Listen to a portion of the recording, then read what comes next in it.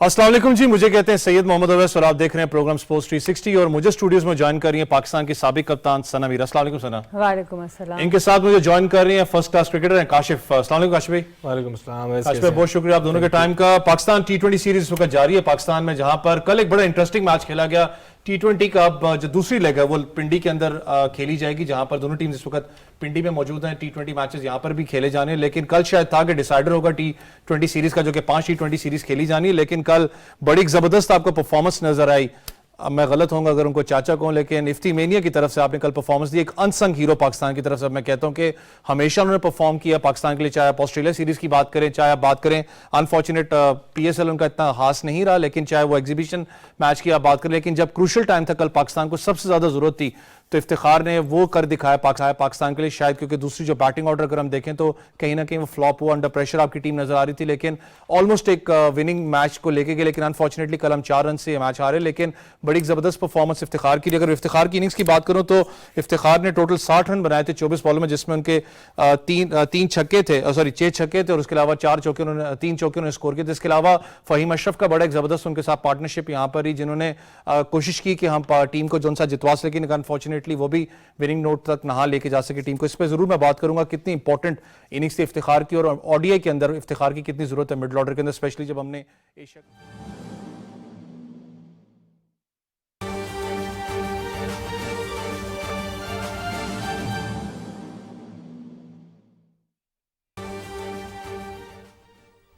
खबर देंगे आपको। इस्लामाबाद में वज़ीर आज़म मोहम्मद शहबाज शरीफ से वज़ीर ख़ारिजा बिलावल भुट्टो ज़रदारी की मुलाकात हुई है।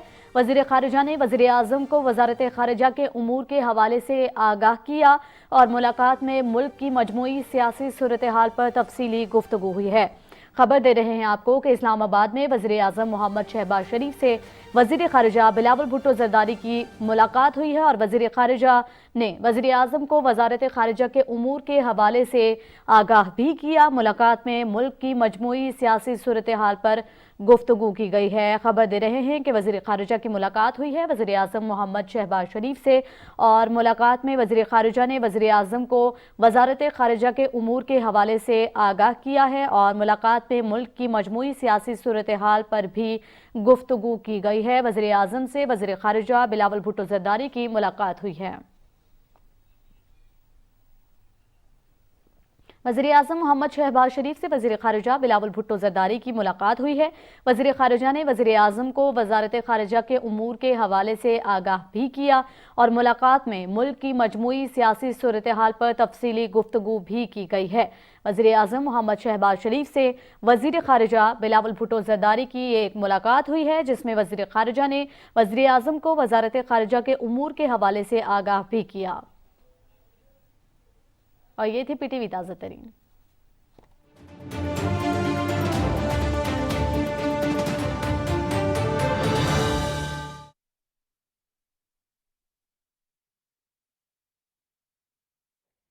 आई थिंक बहुत ज़बरदस्त मैच हुआ है, आउटस्टैंडिंग क्रिकेट मैच हुआ है, जिसमें एंड तक ऑब्वियसली आपका इंटरेस्ट मैच के अंदर था।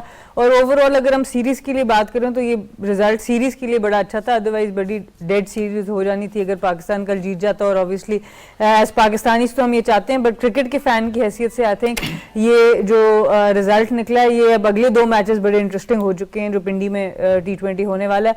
पर overall I think nerves Jimmy Neesham ने जो ओवर कराया आखिर के 2-3 बॉल्स, शुरू में तो पहले बॉल पे छक्का लगने के बाद उसको डिफेंड करना 15 रन को, वो बड़ा ज़बरदस्त था। पर इफ्तिखार की जैसे आपने बात की, 8वें नंबर पे आके जिस तरह की इनिंग्स उन्होंने खेली है, आउटस्टैंडिंग इनिंग्स थी और ओवरऑल एक मतलब मज़ा आया मैच देखने का।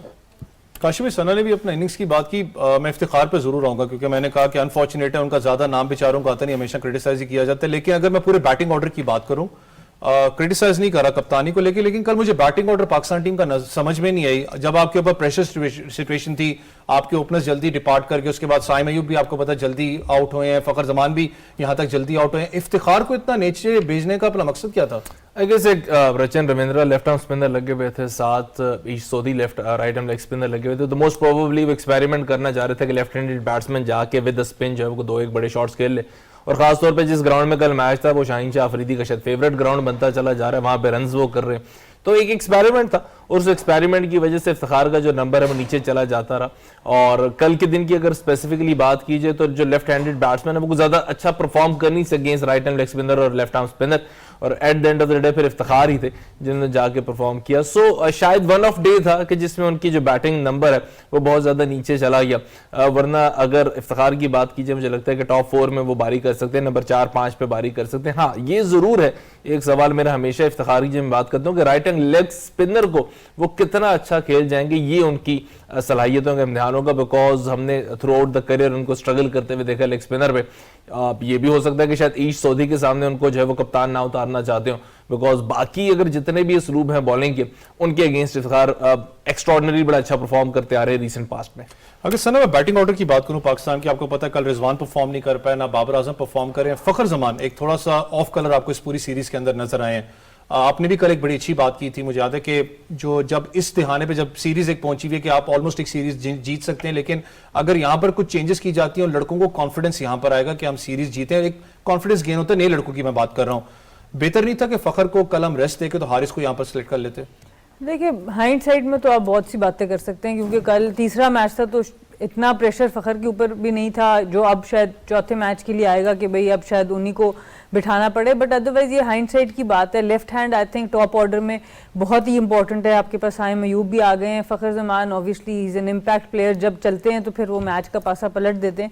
तो आई थिंक देखना होगा अब अगले मैच में, अब रिजवान को रेस्ट दिया जाता है, फखर को रेस्ट दिया जाता है, किस तरह से खिलाएंगे। बट ओवरऑल जो बात की कल, देखिए मैचअप्स बड़े ज़रूरी होते हैं, बट उसकी भी आप बहुत ज़्यादा उसको हावी नहीं कर सकते। जिस तरह काशिफ भाई ने बात की कि इश सऊदी के लेग स्पिन के अगेंस्ट इफ्तिखार थोड़े से वीक नजर आते हैं। अभी इश सऊदी का एक ओवर रहता था, बट एज ए स्पिनर उनको नहीं दोबारा लाया गया, बिकॉज आपको पता है 15 रन स्पिनर के लिए कभी कभी आखिरी ओवर में बचाना मुश्किल हो जाता है। इवन दो के मैचअप के हिसाब से और जिस तरह की बॉलिंग उन्होंने कराई थी, 3 ओवर में सिर्फ 11 रन देके एक खिलाड़ी को आउट किया, तो आराम से आप जा सकते थे। एक अच्छा स्पिनर जो होता है वो किसी टाइम पे भी बॉलिंग कर सकता है। तो ये होता है कि मैचअप्स की भी एक हद तक आप उनके ऊपर जाते हैं, उसके बाद आपको गट से भी फैसला करना पड़ता है। और वो कल उनके उसमें चला गया, फेवर में चला गया न्यूजीलैंड की, और उससे इनको बूस्ट बड़ा मिलेगा था। और अब पाकिस्तान के लिए थोड़ा सा प्रॉब्लम होगा, क्योंकि बॉलिंग में तो उन्होंने नसीम शाह को चांस दे दिया, पर अब बैटिंग को कितना बदल सकते हैं इंपॉर्टेंट मैचेस, क्योंकि अब सीरीज को भी जीतना पड़ेगा। एक न्यूजीलैंड की कॉन्फिडेंट टीम अब आएगी मजीद ग्राउंड में उतर के, तो अब चांस लेना जरा मुश्किल होता जाएगा। अगर बात करें अपना काशिफ पाकिस्तान बैटिंग पे तो मैं करूंगा, लेकिन जो न्यूजीलैंड की बैटिंग ऑर्डर की बात करूं, टॉम लेसन ने आपको पता कल 64 रन्स बनाए, उसके बाद मिचेल बड़ा जबरदस्त उनके साथ एक अच्छी वो पार्टनरशिप जारी थी, लेकिन जहां पर उन दोनों को आउट किया वहां पर ब्रेक लगी, वरना मुझे लग रहा था शायद 180 के करीब कहीं ना कहीं स्कोर जो शायद 186 के करीब कहीं ना कहीं स्कोर हो जाता। अगर इनकी बात करें, मुझे पता एक वेल एक्सपीरियंस साइड नहीं है New Zealand as compare to Pakistan, लेकिन गलती आखिर यहाँ कहां पर हो रही है? मुझे बार बार लगता है कि शायद मिचेल को मिडिल ऑर्डर में जरूर भेजा गया कि थोड़ा स्ट्रॉन्ग पोजीशन वो कायम रखे न्यूजीलैंड के लिए, लेकिन वो एक ओपनिंग बैट्समैन भी हैं। बेहतर नहीं है कि उनको ओपनिंग में डाला जाए ताकि वो जो ईज ऑफ रन्स है वो इजीली स्कोर हो जाए? आई गेस मिचेल खेल चुके हैं, ओपन की बात हम करते हैं। यूएई में जब हमने वर्ल्ड कप खेला था तो वहां पे मिचेल जो है टॉप ऑर्डर के बैट्समैन ही हमें नजर आते थे, और उसके वहां पे रन्स भी किए थे। अभी टेस्ट क्रिकेट में रिसेंट पास्ट में बड़ी अच्छी परफॉर्मेंस देख रहे हैं, बट अगर मिचेल को ओपन करवा लेंगे तो फिर मिडिल ऑर्डर बड़ा खाली हो जाता है, बिकॉज मिचेल के पास वो एक्सपर्टीज भी है कि वो स्पिनर्स के अगेंस्ट अच्छी बारी कर लेते हैं, बड़ी शॉट आराम से मार लेते हैं। कल हमने शायद आपके अगेंस्ट उनको चार्ज करते हुए देखा, अभी 2 बड़ी शॉट्स उनकी जो एकदम से हमें नजर आई। सो कहीं ना कहीं कप्तान को सैक्रिफाइस करनी होती है किसी बैट्समैन की पोजीशन, बिकॉज वो किसी और नंबर पे भी बड़ा अच्छा परफॉर्म कर सकता है। अगर मिचेल को निकाल देते हैं तो फिर मिडिल ऑर्डर बहुत ज्यादा खाली नजर आता है, और पाकिस्तान का जो स्पिन खेल रहा है, पाकिस्तान का जो स्पिन डिपार्टमेंट है, one of the very best in the world. और मैं कल की टीम को देख रहा था तो 5, 6, 7 आउट होने के बाद भी हमें चांस लग रहा था कि हम मैच जीत सकते हैं। इवन के आखिरी 3 बॉलों पे भी चांस लग रहा था कि दोनों ही प्लेयर्स जो वो छक्का मार लेते हैं। सो यू कैन इमेजिन कि आप नंबर 1 से स्टार्ट करते हैं, नंबर 11 तक मैच में मुसलसल मौजूद रहते हैं, तो दैट शोज कि पाकिस्तान की बैटिंग अच्छी जा रही है। शायद ये चीज न्यूजीलैंड मिस कर रही है, बट आई गेस न्यूजीलैंड ने जिस अंदाज से नया बॉल किया इन तीनों मैचेस में, मैट हेनरी की बात करें, एडम मिल की बात कर लें, कल लेस्टर अनफॉर्चुनेट है, थोड़े से अनफिट हो गए, वो अपना स्पेल नहीं कर सके। That is amazing. In tracks पे जिस अंदाज से मैट हेनरी का बॉल हिल रहा है, एडम मिल का बॉल हिल रहा है, आई गेस पाकिस्तान के ओपनर्स की बड़ी हिम्मत मैं कहूंगा कि उनके अगेंस्ट बड़ा अच्छा परफॉर्म किया बाबर ने भी और रिजवान ने एक आध मैच में। कल वैसे काशिफ ने बड़ी अच्छी बात की सना, क्योंकि कल जब अटैक के अंदर भी आप देखें तो मुझे वो चीज़ बिल्कुल एक लग रही थी कि बेशक 2 मैचेस वो हारे हुए थे, लेकिन कल प्री प्लान के साथ हुए थे। आपने देखा होगा जिस तरीके से बाबर आजम को भी उन्होंने कल आउट किया है, क्योंकि बाबर आजम का जो स्ट्रॉन्ग पॉइंट आपको पता है एक्स्ट्रा कवर भी है, यहां तक कि वो अपना कवर ड्राइव एक्स्ट्रा कवर बड़ा अच्छा खेलते हैं, यहाँ तक कि गली के अंदर बहुत अच्छा खेलते हैं। लेकिन कल बड़ा प्री प्लान उनको आउट किया गया, थोड़ा बहुत बॉल मूव भी करा था। उसके अलावा हम बात करें रिजवान की, हम बात करें तो कल प्लानिंग थी न्यूजीलैंड बॉलर्स के पास, बस वो ये कि शायद उसको जो जल्दी ब्रेक थ्रू ले लेते हैं, लेकिन कहीं ना कहीं प्रेशर जो मेंटेन करना पड़ता है आपको, वो शायद अभी तक न्यूजीलैंड की टीम कर नहीं पा रही पाकिस्तान टीम पे। देखिए बात ये कि कल राशिद भाई के साथ भी मैं बैठी हुई थी, बात बड़ी इंपॉर्टेंट है। इस तरह के मैचेस में अगर आपके पास वार्म अप मैच नहीं होता तो एक आध मैच लगता है आपके प्लेयर्स को एक्लामेटाइज होने में। पहला मैच वो 80 रन से हारे, दूसरा मैच 34 रन से हारे, तीसरे मैच में उन्होंने हरा दिया आपको, तो ऑब्वियसली अब वो मजीद उस रिदम में आ रहे हैं। जिस पेस पे वो बॉल को मूव कर रहे हैं ना, वो एक बड़ी इंपॉर्टेंट चीज़ है, और साथ वो बाउंस भी एक्सट्रैक्ट कर सक रहे हैं। ये 2 चीज़ें, जब पेस के साथ आप मूवमेंट कर सकते हैं और आपका कंट्रोल अच्छा है, तो दुनिया का बेस्ट से बेस्ट बैटर को आप लोग प्रॉब्लम डाल सकते हैं। और वही कर हमने बाबर आजम को देखा कि जिस जगह से वो उनको आउटस्विंग कराई जा रहे थे, दूर से खिलाई जा रहे थे, कि वो उनको स्लैश करना पड़ा 3 डॉट जब आप शुरू के ओवर्स में कर देते हैं, तो यही आप विकेट इसी तरह लेते हैं। हम पहले ये बात कर रहे थे पिछले मैच में कि कहीं ना कहीं एक वीक लिंक नजर आ जाता है, जहां पे फिर आप पाकिस्तान बैटर्स आराम से रन्स कर देते हैं। वो अभी भी न्यूजीलैंड का मौजूद है, वो वाला बॉलिंग लाइनअप नहीं है पाकिस्तान की तरफ। पाकिस्तान में सबसे ज्यादा हल्का जो उनको नजर आया वो आज तक फहीम अशरफ के ऊपर थोड़ा सा लगता है वो अटैक करेंगे, या कल उन्होंने इमाद वसीम पे और शादाब पे किया, बट उसमें भी वो विकेट्स लूज करते हैं क्योंकि क्वालिटी बॉलर्स हैं। बाकी आपके जो सीम डिपार्टमेंट है वो तो इतना आउटस्टैंडिंग है। नसीम शाह आते हैं, वो परफॉर्म करना शुरू कर देते हैं, हारिस रऊफ अपना परफॉर्म कर रहे हैं, शाहीन अफरीदी नए बॉल से एक गारंटीड विकेट आपके ऑलमोस्ट होती है। तो ये आसान नहीं है पाकिस्तान की बॉलिंग के अगेंस्ट, बट ओवरऑल मैच बड़ा जबरदस्त हुआ, मजा आया देखने का। काशिफ भाई, हमने मूव करना रावलपिंडी, क्योंकि डिसाइडर ऑब्वियसली यहां पर होगा रावलपिंडी में। इंपॉर्टेंट सीरीज आपके लिए आपने तैयारी करनी है एशिया कप और वर्ल्ड कप की। मैं बार बार इस चीज को हाईलाइट कर रहा हूं कि इंपॉर्टेंट है, क्योंकि अगर वनडे की बात करूं, सिर्फ आपने 5 वनडे ही खेलने उससे पहले जो कि तैयारी करनी है आपने इसी वनडे के अंदर। कुछ चेंजेस आपको पाकिस्तान टीम में अब नजर आएंगी, क्योंकि आपने अच्छी बात है कि आपका बॉलिंग यूनिट भी आप यहाँ पर चार्ज कर रहे हो, यहाँ पर कोशिश कर रहे हो कि हम चेंज करें। नसीम शाह को आप लेके आए, नसीम शाह परफॉर्म कर रहे हैं, एहसान उल्लाह भी बाहर बैठे हैं। कुछ चेंजेस आपको बॉलिंग यूनिट में नजर आएगी, लेकिन स्पेशली बैटिंग ऑर्डर के अंदर कुछ चेंजेस आपको बैटिंग में नजर आए। आई गेस कल की मैं जो बैटिंग देख रहा था, मुझे बड़ा अच्छा लगा कि पाकिस्तान के पास बिल आखिर मिडिल ऑर्डर में कोई लेफ्ट हैंडेड बैट्समैन मौजूद है। बड़ा क्रूशल है इस वक्त वर्ल्ड ऑफ क्रिकेट में कि आपका जो मिडिल ऑर्डर है उसमें लेफ्ट हैंडेड मौजूद हो।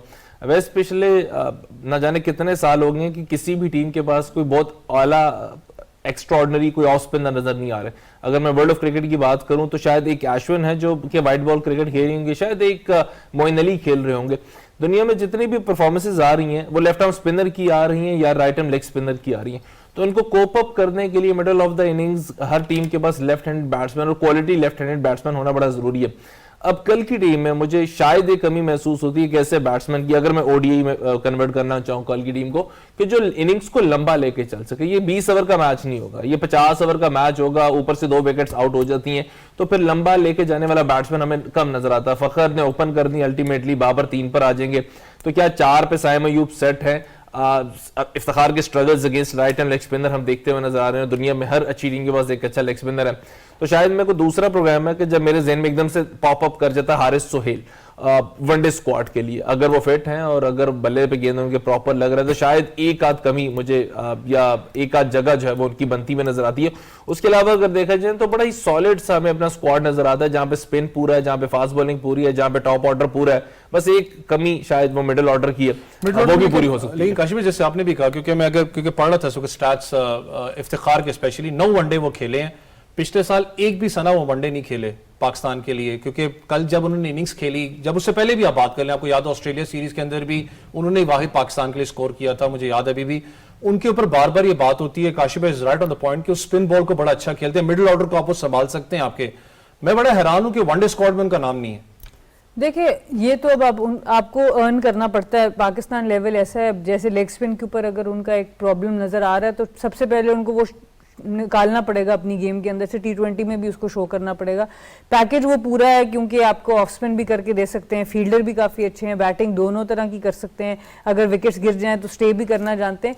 बट उनकी ज़्यादातर रिलीज शॉट्स अगर आप देखें तो बाउंड्री हिटिंग के ऊपर ज़्यादा है, स्ट्राइक रोटेशन उतनी स्मूथ नहीं है। अगर आप इफ्तिखार की देखें, वनडे क्रिकेट के अंदर एक बहुत इंपॉर्टेंट फैक्टर मिडिल ऑर्डर के जो प्लेयर का होता है वो स्ट्राइक रोटेशन होती है। अगर वो स्ट्राइक रोटेशन नहीं कर सकते तो उनके लिए फिर प्रॉब्लम क्रिएट होगी और आप बहुत ज़्यादा बॉल्स खेल के और रन रेट ऊपर चला जाएगा या क्रम्स में विकेट गिरने का खतरा होता है। तो आई थिंक वहाँ पे या हारिस सुहेल या शान मसूद को भी देखा जा सकता है एक लेफ्ट हैंड की उससे, क्योंकि स्ट्राइक रोटेशन आई थिंक उन दोनों की इफ्तिखार की निस्बत ज़रा बेहतर है। क्योंकि काशिफ भाई हारिस सुहेल पे मुझे पता है बहुत सी आपको पता तनकीद भी हुई उनकी फिटनेस को लेकर, अभी जब वो सिलेक्ट हुए थे पाकिस्तान टीम के लिए कैंप में जब वो मौजूद हैं। उसके अलावा उन पे जो न्यू मैनेजमेंट है वो बहुत ज़्यादा ट्रस्ट करती है। मुझे पता है उसने बड़ा अच्छा लड़के ने परफॉर्म किया, कहीं ना कहीं आपको याद हो इंजरी का भी इशू रहा है, साइकोलॉजिकल भी उनका मसला रहा है, उसकी वजह से टीम से बाहर हुए हैं। मिडिल ऑर्डर पाकिस्तान का, क्योंकि हमने खेलने जाना है एशिया कप, हमने खेलना है वर्ल्ड कप, एशिया में ही खेलना है। इंपॉर्टेंट आपका होगा स्पिन बॉल ट्रैक होंगे। अगर आप देखें तो उसको जो लीग भी वहां पर चल रही है, बेशक वहां पर 200 स्कोर भी हो रहा है, जो भी मामला तो अगर हम जाते नहीं जाते वहां खेलने वो एक अलग चीज है। वहां पर आपको स्पिन बॉल के आगे बड़ा एक स्ट्रॉन्ग कंपोनेंट चाहिए जो कि आपका मिडिल ऑर्डर हो सकता है। बाबर आजम की मैं बात करूंगा, क्या बाबर आजम को वनडे के अंदर आप मिडिल ऑर्डर में बैटिंग करते हुए देखते हैं? आई गेस जरूरत नहीं है। देखिए वैस जहां पे वो परफॉर्म कर रहे हैं दैट इज नंबर 3 और अच्छा परफॉर्म कर रहे हैं तो जरूरत नहीं है। जब मैं मिडिल ऑर्डर की बात करता हूँ तो मुझे रिजवान वहां पे नजर आते हैं, 4 या 5 पे रिसेंट पास में उन्होंने पाकिस्तान के लिए वहां पे बारी किया और अगेंस्ट स्पिन वो भी कोई बहुत एक्स्ट्राऑर्डिनरी परफॉर्म नहीं कर रहे। एक रिलीज शॉट जरूर है उनके पास कि स्वीप मार दिया, लेट कट कर दिया, बट जो सीधे सिंगल करने वो कहीं ना कहीं हमें मिसिंग नजर आती हैं। जब आपने हारिस सुहेल की बात की ना तो आपकी सारी बातों में कहीं पे ये नहीं आया कि वो अपनी परफॉर्मेंस की वजह से आज तक टीम से बाहर हुए हैं। बाकी सारे इश्यूज है जिसकी वजह से वो टीम में मौजूद नहीं रहे होंगे, बट ऐसा नहीं है कि किसी दिन या किसी मैच में या किसी सीरीज में उनसे परफॉर्म नहीं हुआ और वो टीम से ड्रॉप हो गए। सो एक तो ये बात है। फिर देखिए किसी भी प्लेयर का ना, मैं जब पाकिस्तान की बात करता हूँ, हम सब डोमेस्टिक क्रिकेट को थोड़ा थोड़ा सा जानते होंगे, हमें सबको अंदाजा है कि किसी भी प्लेयर का हमें यह भी देखना है कि उसका बैकग्राउंड एरिया कहां से जहां से वो क्रिकेट खेल कर आया। जब भी कराची की बात करेंगे आपके ज़हन में एक अच्छा बैट्समैन आएगा जो स्पिन को बहुत अच्छा निगोशिएट कर सकता होगा। मैं सियालकोट की बात भी इसी के साथ शामिल कर लेता हूं बिकॉज सियालकोट से जितने भी रिसेंट पास्ट में प्लेयर्स लेकर आए, बैट्समैन लेकर आए, वो स्पिन को बहुत अच्छा निगोशिएट कर लेते हैं। उनके कहते हैं ना, उनके unconscious part of the brain में वो मौजूद है, चाहे वो अब्दुल्ला शफीक हो, शोएब मलिक ऑफ कोर्स और फिर हारिस सुहेल। सो इसलिए भी मैं चाहता था कि शायद कोई एक ऐसा बैट्समैन जो उसने अपने पूरे करियर में स्पिन को बहुत अच्छा निगोशिएट किया और अच्छी स्पिन को खेला हो, वो शायद कहीं ना कहीं मिडिल ऑर्डर में मौजूद हो। बिकॉज जैसे सना ने कहा कि 50 ओवर्स हैं, ऐसा नहीं होगा कि आप 4 बॉल खेलें, डॉट बॉल खेलें, उसके बाद एक रिलीज शॉट मार दें, बिकॉज विकेट की जो इंपॉर्टेंस होती है 50 ओवर्स में बहुत ज्यादा होती है। शायद T20 में उतनी नहीं होगी, बट 50 ओवर्स में विकेट की इंपॉर्टेंस बहुत ज्यादा होती है और आप रिलीज शॉट इतने बड़े दिल के साथ खेल भी नहीं सकते। तो वही बंदा हमें चाहिए होगा जो आराम से सिंगल्स चला सके। यहाँ पर सर एक बड़ी इंपॉर्टेंट पॉइंट है, क्योंकि हमेशा अनफॉर्चुनेट है कि आजकल T20 मॉडर्नाइज हर जगह हो चुकी है, चाहे वनडे की आप बात करें, चाहे टेस्ट की बात करें। ज्यादातर बैट्समैन भी कोशिश करता है कि मैं जो 6-7 रन पर ओवर या 8-9 रन पर ओवर के साथ ही चलता रहूं। सिंगल्स कहीं ना कहीं हम शायद भूल जाते हैं कितना इंपॉर्टेंट है। रोटेट द स्ट्राइक की बात करें, मिडिल ऑर्डर के अंदर चाहे आप ओपनिंग डिपार्टमेंट में बात करें, आपके पास इस वक्त इमामुल हक मौजूद है, उसके साथ अब्दुल्ला शफीक ऑब्वियसली ओपन करेंगे पाकिस्तान के लिए, फिर उसके बाद आपका फखर जमान है, बाबर आजम है। वनडे टीम की बात आपसे कर रहा हूं, इमाद वसीम कितना बड़ा फैक्टर होगा वनडे में, क्योंकि बार बार बात हो रही है कि इमाद वसीम अभी तक मुझे पता है बैट से परफॉर्म नहीं कर पाए, बॉल से बड़ा जबरदस्त हो रहे हैं, लेकिन कहीं ना कहीं उनकी जरूरत है वनडे के अंदर आपको, ताकि वो जो 5वां 6ठा या नंबर की जो क्वेश्चन है जो 6ठे 7वीं की कर लें आपको, वो शायद वो पूरी कर सके आपके लिए। देखिए अभी तो उनकी जो परफॉर्मेंसेस रही हैं, मेजर परफॉर्मेंसेस रही हैं, वो T20 फॉर्मेट में ही रही हैं और वहीं से वो वापस आए हैं टीम के अंदर। देखना पड़ेगा कितना एक टाइम है पाकिस्तान के पास, और आप बहुत ज़्यादा भी टीम को शफल नहीं करना चाहेंगे right before the world cup. T20 world cup में भी आपके पास टाइम है, आप उसमें मेजर चेंजेस कर सकते हैं। नवाज हो गए, शादाब हो गए, किसको आप लेके चलेंगे वनडे के अंदर, अब इनको आपको देखना पड़ेगा, क्योंकि आप बहुत ज़्यादा आपकी ऑब्वियसली ओपनर भी अब्दुल्ला शफीक ने अभी कुछ अरसे में खेलना शुरू किया, इमाम एक कंसिस्टेंट रहे हैं, बाबर कंसिस्टेंट रहे हैं, मिडिल ऑर्डर आप पूरा चेंज आपको करना पड़ रहा है। बीच में हफीज भाई खेल रहे थे, मलिक खेल रहे थे, अब उसको आपने सारा चेंज कर दिया। तो बहुत ज़्यादा चेंज आप, मेरा ख्याल है, वनडे वर्ल्ड कप से पहले आप नहीं करना चाहेंगे। इमाद ने ऑब्वियसली इम्प्रूव किया है, पहले सिर्फ नया बॉल बहुत ज़बरदस्त करते थे, अब उन्होंने अपना जो पेस वेरिएशन लाई है पुराने बॉल के साथ, उसमें वो बहुत अच्छी आई है, उसमें फ्लाइट उन्होंने ऐड की है, वो एक अच्छा एडिशन है। और बैटिंग में वही बात है कि ज़्यादा बेहतर स्ट्राइक रोटेशन कौन कर सकेगा। फिनिश उन्होंने पहले पिछले वर्ल्ड कप में बड़ा ज़बरदस्त किया था, अफगानिस्तान का मैच अगर हमें याद हो तो उन्होंने और वहाब रियाज ने जिताया था उस वक्त। तो ऑब्वियसली प्रेशर हैंडल वो कर सकते हैं, वो एक आपके पास एलिमेंट है, और आई थिंक स्क्वाड में ज़रूर होना चाहिए। फिर 11 में कौन खेलता है ये तो ऑब्वियसली पिच देख के और ओपोनेंट देख के और जो भी फॉर्म देख के उस वक्त डिसाइड हो।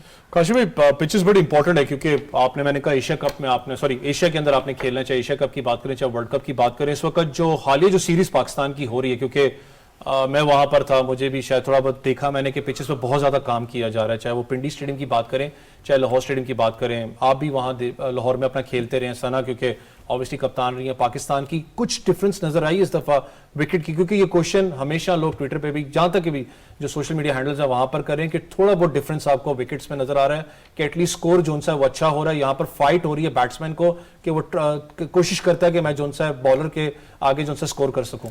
देखिए जो बैलेंस है बैट और बॉल का वो मुझे नजर आया इस बार, मजा आया। देखिए जिस अंदाज से न्यूजीलैंड के नए बॉलर्स ने आके बॉल किया, जिस अंदाज से नया बॉल ट्रैवल किया ऑफ द सरफेस, जिस अंदाज से विकेट कीपर तक बॉल कैरी हुआ है, हम चाहते हैं कि पाकिस्तान में भी ऐसी क्रिकेट हो।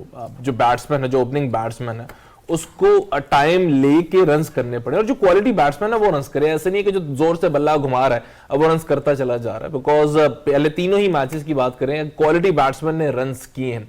जिसने टाइम लिया पिच पे सर्वाइव किया उसने रन्स किए। फिर विकेट कहीं ना कहीं स्पिन भी हुआ है। Due factor of course Pakistan में जब भी नाइट क्रिकेट होगी, डे नाइट मैच होगा तो ड्यू फैक्टर रहेगा, बट उसके बावजूद कहीं ना कहीं स्पिन भी हुआ है। तो मुझे जो पैकेज है ओवरऑल पिच का बड़ा अच्छा नजर आया कि फास्ट बॉलर्स को भी सपोर्ट मिल रहा है, स्पिनर्स को भी सपोर्ट मिल रहा है, और रन्स भी 180 प्लस कर रहा है पाकिस्तान। इवन कल के मैच में भी 150 और जब रन्स हुए तो वो चेस के तकरीबन करीब हम पहुंच ही गए थे। तो तीनों ही मैचेस में रन्स भी हुए और जिस बॉलर ने अच्छा बॉल किया उसको विकेट भी मिला। सो यही शायद वो अच्छा कॉम्बिनेशन होता है एक पिच का कि जो अच्छा बॉल उस दिन कर रहा है उसको सपोर्ट कर रहा है विकेट, या जो अच्छा खेल उसको विकेट सपोर्ट कर रहा है। ये मैं क्योंकि सना आपसे भी बात करूं क्योंकि कहीं ना कहीं आपको याद है पाकिस्तान की अगर हम बात करें तो होता था पाकिस्तान 150 160 वाली टीम रह चुकी है, 180 अल्हम्दुलिल्लाह हम कर रहे हैं। मुझे इस वक्त ज्वाइन कर रहे हैं टेलीफोन लाइंस पे हमारे स्पोर्ट्स शो का अपना परमानेंट हिस्सा भी है, पाकिस्तान के इस वक्त गवर्निंग काउंसिल के सीनियर मोस्ट मेंबर हैं शकील शेख साहब, हमें ज्वाइन कर रहे हैं। अस्सलाम वालेकुम सर। अस्सलाम वालेकुम सर। जी अस्सलाम वालेकुम। शायद डिस्ट्रॉक्शन है लाइन के अंदर। सना यही बात आपसे मैं करना चाहूंगा कि जो अपना काशिफ भाई ने भी कहा है, क्योंकि थोड़े अरसे पहले चले जाए तो हमें याद होगा हम ये बात करते थे कि यार 140 160 वाली टीम नहीं चाहिए, हमें चाहिए 180 190 यहाँ तक कि 200 क्रॉस करे, क्योंकि आजकल जो नॉर्मल जो अब इस वक्त जो अगर आप स्कोरिंग चेक करें टीम्स की तो वो 200 प्लस हो चुकी हुई है। ये टीम आपको एग्जैक्ट लगती है? बेहतर है कि देखें आपके पास ओपनिंग डिपार्टमेंट मौजूद है, लेकिन सबसे अच्छी चीज जो लगती है मुझे वो आपके मिडिल ऑर्डर से लेकर डाउन दी ऑर्डर तक आपके पास जो टेल मौजूद है जो कि 50-60 रन का डैमेज दूसरी टीम को कर सकती है। एब्सोल्युटली माशाल्लाह, टच वर्ड मेरे ख्याल से बहुत ही ज़बरदस्त इस वक्त आपकी शेप अप हो रही है T20 की टीम। जो बात की है कि आखिर वक्त तक आपके पास एक आसरा है कि कोई भी आके छक्का लगा सकता है। नसीम शाह ने जो अफगानिस्तान के साथ किया था वो चीज़ मेरे ख्याल से नसीम शाह को काफ़ी हद तक एक फिनिशर बना चुकी है हमारे दिमागों में, चाहे वो उसको जब भी रिपीट करें आप। बट ओवरऑल आई थिंक देखें इतनी ज़बरदस्त आपके पास बॉलिंग मौजूद है कि 50 प्लस एहसानुल्लाह को आज अभी तक 3 मैचों में चांस नहीं मिला खेलने का। अभी शाहनवाज धानी इंजर्ड हैं, वो वापस नहीं आ सके इस टीम के अंदर। बहुत ज़बरदस्त माशाल्लाह आपकी T20 की टीम बन चुकी है। बैटिंग में जो एक कमी नज़र आती थी इंटेंट की, वो भी चेंज हो चुकी है। वो भी हम नज़र आ रहा है कि एक बेहतर इंटेंट से खेला जा रहा है, और जो मिडिल ऑर्डर का इशू आ रहा था उसमें भी एटलीस्ट अभी नज़र आई है कि कुछ इंप्रूवमेंट है। मैं नहीं समझती कि उसको आप कह सकते हैं कि वो सॉल्व हो गया एक इनिंग्स की बेस पे, आप ये नहीं कह सकते, बट वो उसमें भी कुछ बेहतरी नज़र आ रही है। हमें टेलीफोन लाइन्स पे वापस ज्वाइन करें शकील शेख साहब। अस्सलाम वालेकुम शेख साहब। जी अस्सलाम वालेकुम।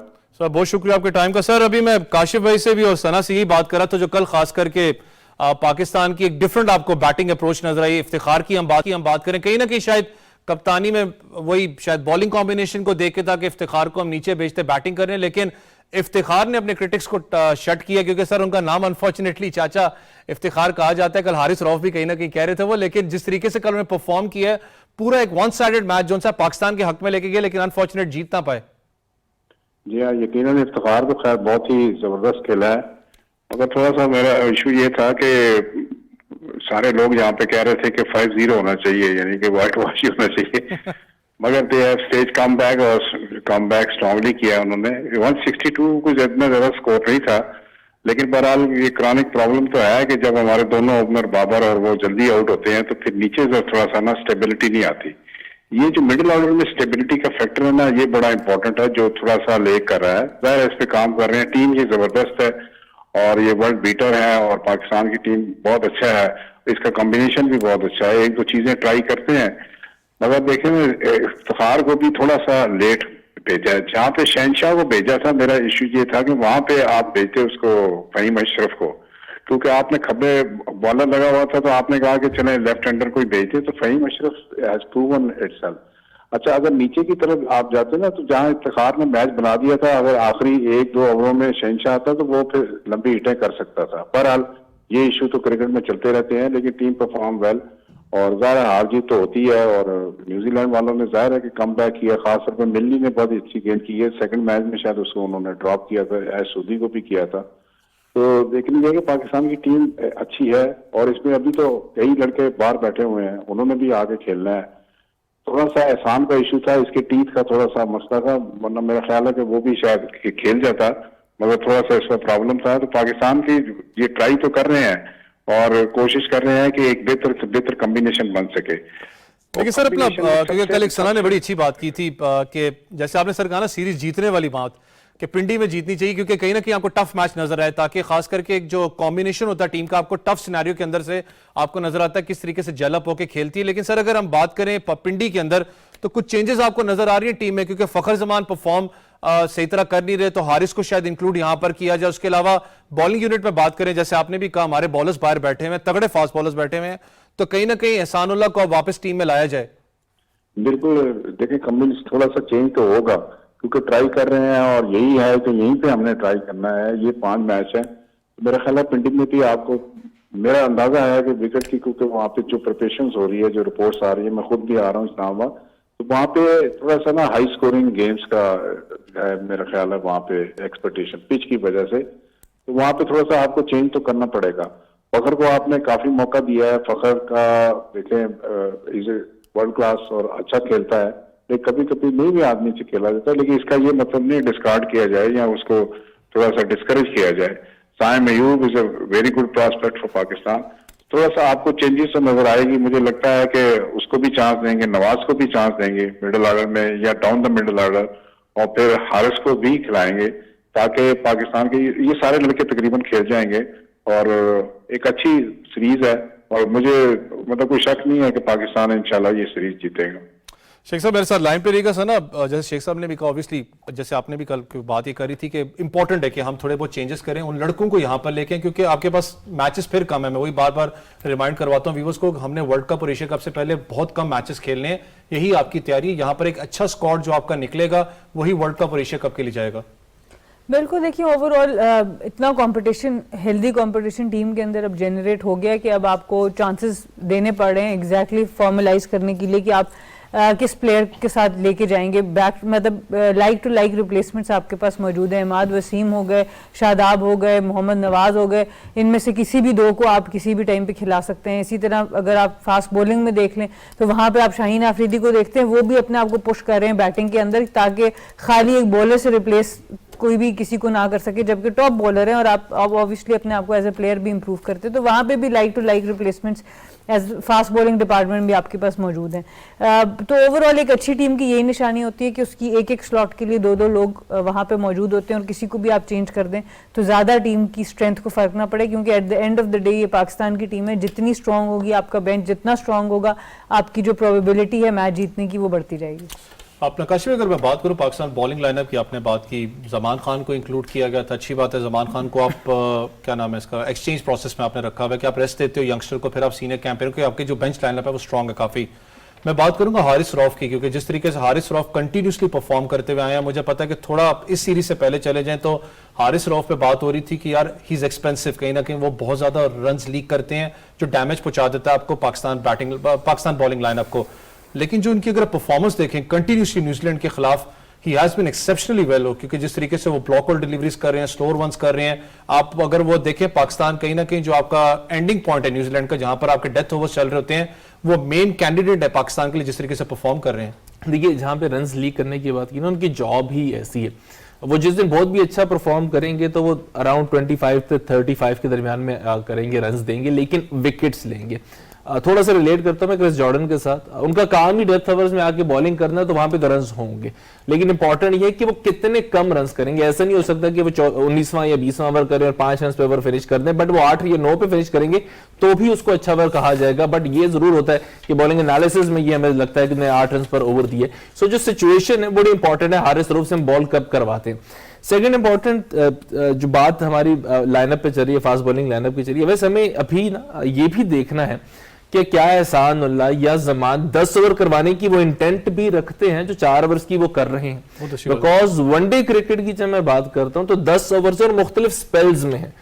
T20 में मैक्सिमम 2 स्पेल होंगे, ये बहुत ज्यादा अगर होगा तो 3 स्पेल हो जाएंगे, 2 ओवर एक दफा करा लिए, एक दफा ओवर कराया, फिर 1 ओवर कराया, और फिर 20 ओवर ही आपने फील्ड में रहना है। बोरियत का टाइम नहीं आता। एट टाइम्स जब वनडे क्रिकेट चल रही होती है तो उसमें बोरियत वाला टाइम भी बीच में आ जाता है। तो क्या बॉडी आपका साथ देगी, क्या वो इंटेंट रहेगा, क्या आप मुसलसल मैच में उस हद तक इन्वॉल्व रहेंगे? 3 से 4 स्पेल्स में बॉल कर सकते हैं, 3 से 4 स्पेल्स में आके 150 प्लस कर सकते हैं। तो ये भी हमने वर्ल्ड कप से पहले असेस करना है कि एहसान या जमान किसी एक को अगर हम अपनी टीम के लिए देख रहे हैं, बिकॉज शाहीन हारिस की बात करें, इवन नसीम की बात करें, कहीं ना कहीं वनडे खेल लिया तो हमें आइडिया है कि ये वनडे कैसे खेल सकते हैं। बट ये दोनों खासतौर पर जो द केस एंड पॉइंट है, खासतौर पर एहसान उल्लाह, क्या 50 ओवर्स के मैच में उस इंटेंट के साथ उतर सकते हैं? बिकॉज हमने शाहनवाज धानी में कहीं ना कहीं वो इंटेंट मिस होते हुए देखी थी, तो एहसान को भी हमने चेक करना है।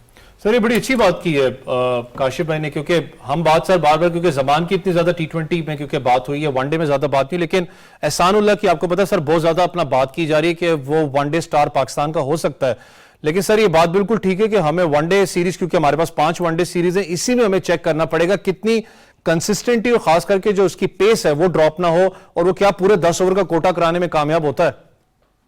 नहीं, यकीनन होगा क्योंकि वनडे तो देखिए डोमेस्टिक का तो खेला है ना वो, और मेरा ख्याल है कि एहसानुल्लाह को तो कम से कम 5 में से 3-4 मैच तो इसको लाजमी मिलना चाहिए, क्योंकि उसकी स्किल जो है ना वो टेस्ट हो जाए। अच्छा, माइंडसेट इसका बड़ा अच्छा है, ये तकड़ा बॉलर है, लैंकी है, फिर इन चीजों को इस्तेमाल करना, वर्कलोड को डिस्ट्रीब्यूट करना, ये सारी चीजें अपनी जगह पे हैं। लेकिन मुझे 2 इशू हैं इस पे अभी तक जो मैंने यहाँ पे काफी डिस्कस किया है कि वनडे की टीम में T20 तो अब आपके 3 मैच हो गए हैं, 2 रह गए हैं, उसमें देखें ना जिस तरह इफ्तिखार ने बैटिंग की है और फिर अहमद वसीम, ये दोनों जो है ना ये वनडे की टीम में आपकी नहीं है।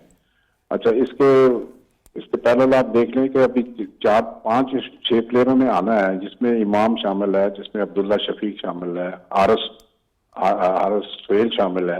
तो इन प्लेयरों ने वापस वहां पे आना है।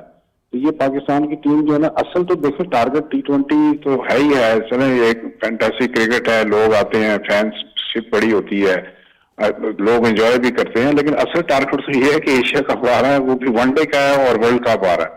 तैयारी तो असल में उस तरफ है, उस तरफ जो कॉम्बिनेशन बनाने की जरूरत है, 15 बनाने की जरूरत है। मिकी आर्थर भी आज मेरा इस्लामाबाद में लैंड कर रहा है, चेयरमैन साहब भी जा रहे हैं, हारून रशीद चीफ सेलेक्टर भी जा रहे हैं, सारी कंसल्टेशंस भी हो रही है। असल जो फोकस है वो इस तरफ है कि वनडे की टीम आपने कैसे चलानी है। सर इस पे भी जरा, क्योंकि पूछना चाह रहा था सर, अपना मिकी आर्थर क्योंकि I don't know advisor role पे आ रहे हैं पाकिस्तान टीम के साथ, या किस रोल पे पाकिस्तान टीम को ज्वाइन करें, he is one of the best choices of Pakistan cricket, क्योंकि जिस तरीके से वो पाकिस्तान क्रिकेट को लेके ऊपर चले हैं। लेकिन सर सिर्फ 2 दिन के लिए वो ज्वाइन कर रहे हैं, तो मुझे इस चीज के बारे में समझ नहीं आई। ज्वाइन नहीं कर रहे, देखें वो तो एज ए कंसल्टेंट है ना, तो 2 मेरा ख्याल है पहला मैच भी देखेंगे 20 वाला, फिर उसके बाद इनकी कमिटमेंट है तो इन्होंने वापस जाना है। लेकिन एशिया कप और वर्ल्ड कप के लिए पूरे सेशन के लिए, पूरे टूर्नामेंट के लिए अवेलेबल होंगे। इसलिए सारी जो प्लानिंग है पाकिस्तान की वनडे की टीम के लिए या इसका कॉम्बिनेशन सिलेक्शन, ये सारा का सारा मिकी आर्थर के साथ ही होगा, और उसी ने सारी मतलब है कि कप्तान के साथ मिलके, चेयरमैन साहब के साथ सारों के मिलकर पूरी स्ट्रेटेजी बनानी है, उसको डिवाइस करना है, फिर उसको इम्प्लीमेंट करना है।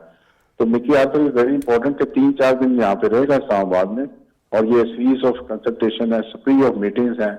उसके बाद ये पाकिस्तान की टीम और इसकी डायरेक्शन, इसका कॉम्बिनेशन, इसका सारा मैकेनिज्म जो है ना वो सेट करना है। तो हमारा तो ज्यादा फोकस, मैंने हमेशा शुरू से कहा है कि वनडे की तरफ फोकस है। One day is more important then the T20। T20 का भी इम्पोर्टेंट इसलिए है कि T20 भी फिर नेक्स्ट ईयर आपको पता है कि अमेरिका और वेस्ट इंडीज में T20 का वर्ल्ड कप होगा। लेकिन फिलहाल तो ये है कि आपने वर्ल्ड कप खेलना है, और वर्ल्ड कप का फोकस ये है कि वो इंडिया में है, और जाहिर है कि पाकिस्तान को वहां पे अच्छा परफॉर्म करना चाहिए। तो फुल एनर्जी जो है सारी फोकस उस तरफ है, उसका कॉम्बिनेशन देखना है, उसकी चीजें देखनी है, तो इसलिए सारे फोकस हैं उस बात पे। सर लास्टली अपना पूछना चाहूंगा, कहीं ना कहीं मैंने वो बयान भी पढ़ा है कि इंडियन क्रिकेट बोर्ड से बयान आ रहा था कि जो दूसरे नेशंस हैं जो एशिया कप में अपना खेलेंगे, पाकिस्तान या जो भी दूसरे नेशंस हैं जो खेलना चाह रहे हैं, अपना जो कंट्रीज हैं जिन्होंने खेलना है, उनकी अपना मुशावरत इस वक्त जारी है, लेट्स सी कि वो क्या प्लान करते हैं कि हम पाकिस्तान में खेलेंगे या बाहर पाकिस्तान से खेलेंगे। सर उसके बारे में कोई अपडेट हो? नहीं, वो तो बड़ा सिंपल था ना, जब मीटिंग हुई थी तो इंडिया ट्राइड के भी इन लोगों को रोप इन कर लिया जाए, लेकिन नहीं हुए। और उनमें से किसी ने नहीं कहा कि हम नहीं खेलेंगे, उन्होंने सब ने कहा कि हम पाकिस्तान खेलेंगे, वरना तो देन एंड देयर वो डिसीजन कर लेते वहां पे। इसीलिए तो ये डिसीजन डिले हो रहा है और इसमें अभी भी थोड़ा सा टाइम लगेगा, क्योंकि वेन्यू पहले मार्क करना है। इंडिया ने अपने मैच हाइब्रिड स्कीम के तहत कहाँ पे खेलने हैं, किस जगह पे, किस मुल्क को ऑप्ट करना है। आपको पता है यूएई में भी काफी गर्मी है, कई लोग कहते हैं श्रीलंका में वो ऑप्ट करेंगे, अमान में भी बड़ी गर्मी है, सीजन बहुत टफ है।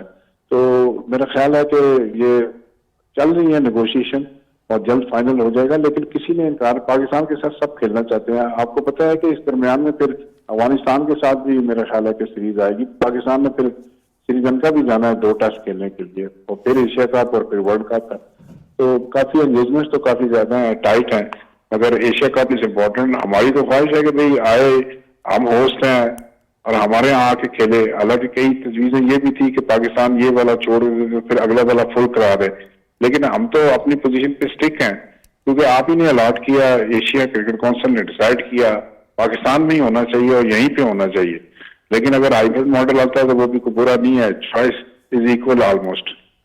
सर बहुत शुक्रिया आप ज्वाइन करते स्पोर्ट्स 360 को। सना इंडिया वाला तो मामला ऑब्वियसली, क्योंकि आपको पता सबके हाईलाइट में इस वक्त क्या उसका रिजल्ट बनता है, लेकिन मैं वापस पाकिस्तान क्रिकेट पे आऊंगा। मिकी आर्थर, मैं बड़ा हैरान था कि 2 दिन के लिए सिर्फ आए हैं, तो 2 दिन में वो क्या पाकिस्तान टीम की कॉम्बिनेशन को देखेंगे? देखिए, एज ए कंसल्टेंट आपका रोल ऐसे ही होता है। जब दुनिया में जितनी भी कंसल्टेंसीज होती हैं, आप डेवलपमेंट सेक्टर को देख लें, आप स्पोर्ट्स में देख लें, आप एंगेज किसी को किस बेस पे करें। एज ए कंसल्टेंट ये होता है कि आपकी बहुत सी चीज़ें, और जूम कॉल पे अब आपको पता है ऑनलाइन प्लेटफॉर्म्स के थ्रू आप बहुत ज़्यादा कुछ कर सकते हैं। और मेन क्योंकि वो पाकिस्तान के इन लड़कों के साथ ख़ास तौर पर काम कर चुके हैं, तो आई थिंक वो अंडरस्टैंडिंग ज़रूर मौजूद है। और कितना पैसा पाकिस्तान जो है वो अपने सपोर्ट स्टाफ पे लगाना चाहता है, ये उसकी भी एक आपको एक नज़र आ रही है, कीननेस, इंटरेस्ट नज़र आ रहा है कि दे वांट कि आपको बेस्ट से बेस्ट लोग वहाँ पे मौजूद हों।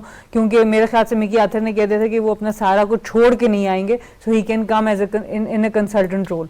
तो I think as an adviser एक विजन देने के लिए, टीम में विजन बड़ा ज़रूरी होता है कि आपका विजन क्या है, आपने किस तरह से लेके चलना है, उसके लिए उनको यूज़ किया जा रहा है। और होपफुली वो अच्छा हो, बट ऑन ग्राउंड काम तो फिर दूसरे कोचेस को करना पड़ेगा। और वहाँ पे भी आपको एक अच्छी जो टीम है, सॉलिड टीम है। रेहान इस्लामाबाद यूनाइटेड से चले गए हैं, वो एक बड़ा अच्छा एडिशन मुझे नज़र आता है कि एक यंग लोग जो प्रोग्रेसिव किस्म की क्रिकेट को समझते हैं उनको शामिल किया गया। तो होपफुली आई थिंक चीज़ें बेहतरी की तरफ जा रही हैं। काशिम भाई, एक चीज़ मुझे बड़ी इस दफ़ा पाकिस्तान क्रिकेट बोर्ड की अच्छी लगी है, शायद मैंने सना से भी डिस्कस किया था कि पहली दफ़ा ज़िंदगी के अंदर, जो जब तक मैंने जो सोच अपना देखा है पाकिस्तान क्रिकेट बोर्ड को, पहली दफ़ा एक ज़िंदगी में एक बैरियर तोड़ा गया जिसमें you don't need to be an ex cricketer और ex test cricketer to be a manager of Pakistan team.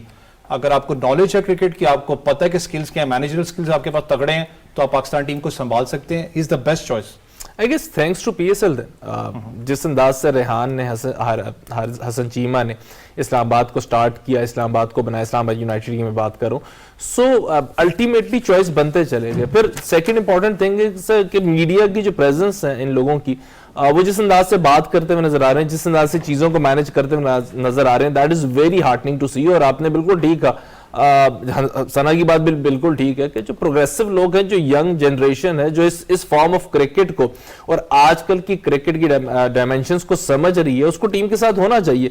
Because long on as a days के जब हम ये तस्वुर किया करते थे कि 30 साल का आपका अपना करियर हो, 10 साल की कोचिंग और उसके बाद फिर आप टीम के साथ जाके लगेंगे, बिकॉज उस सारे प्रोसेस में क्रिकेट चेंज हो जाती है, उस क्रिकेट की डिमांड्स और प्लेस की डिमांड चेंज हो जाती है। So I guess as per the demands of the cricketers and this time, Rehan is a very good choice. बहुत शुक्रिया आप दोनों का, आप ज्वाइन करते स्पोर्ट्स 360 को। कल फिर हम हाजिर होंगे यही लेके। मिकी आर्थर पाकिस्तान टीम के लिए आ रहे हैं, आपको पता है नए कोच भी हैं, ऑब्वियसली उनका एक्सपीरियंस पड़ा है पाकिस्तान टीम को, जिस तरीके से उन्होंने हाइट्स पे मुझे याद है पहुंचाया था, बड़ा एक अच्छा उनका रोल रहा है पाकिस्तान टीम को। इस सब पे डिस्कस करूंगा, कल फिर हाजिर होंगे, तब तक मुझे इजाजत है, अल्लाह हाफिज़।